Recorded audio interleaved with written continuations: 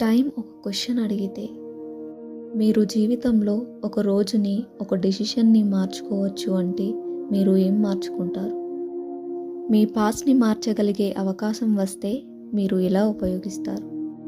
ఈ కథ ఒక మనిషి గురించి కాదు, ఈ కథ మనందరి గురించి. రోజు పొద్దున్నే లేచి టైంతో పరిగెడుతూ జీవితంని నడిపిస్తున్న ఒక సాధారణ మనిషి.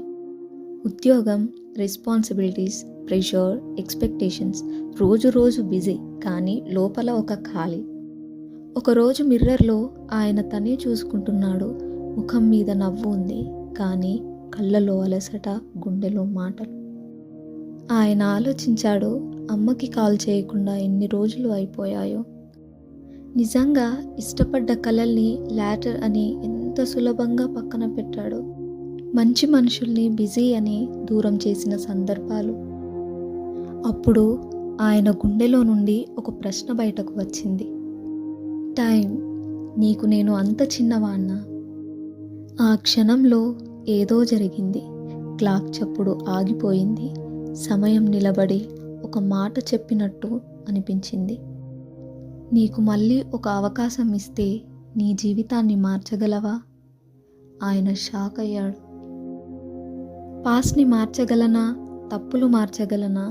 మిస్ అయిన సమయాన్ని వెనక్కి తెచ్చుకోగలనా? అప్పుడు టైం ఇంకా ఒక ప్రశ్న అడిగింది.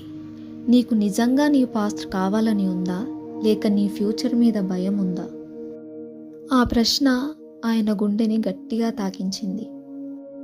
అప్పుడే ఆయనకి ఒక నిజం అర్థమయ్యింది. పాస్ట్ ఒక పాత పుస్తకం. మనం చదివిన పేజెస్ని టియర్ చేయలేము, కానీ అందులో ఉన్న అర్థాన్ని నేర్చుకోవచ్చు. సమయం మెల్లగా చెప్పింది, నీ పాస్ట్ని మార్చలేం, కానీ ఈ క్షణాన్ని మార్చగలం.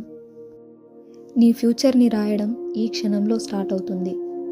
ఆ రోజు ఆయన ఒక నిర్ణయం తీసుకున్నాడు. పాస్ట్ని తిట్టడం ఆపేశాడు. ప్రజెంట్ని జీవించడం మొదలుపెట్టాడు. ఒక కాల్, ఒక సారీ, ఒక థ్యాంక్స్, చిన్న నిర్ణయాలు, కానీ జీవితంలో పెద్ద మార్పులు. టైం ఎప్పుడూ మన శత్రువు కాదు. మనం టైంని ఎలా వాడుకుంటామో అదే మన కథ.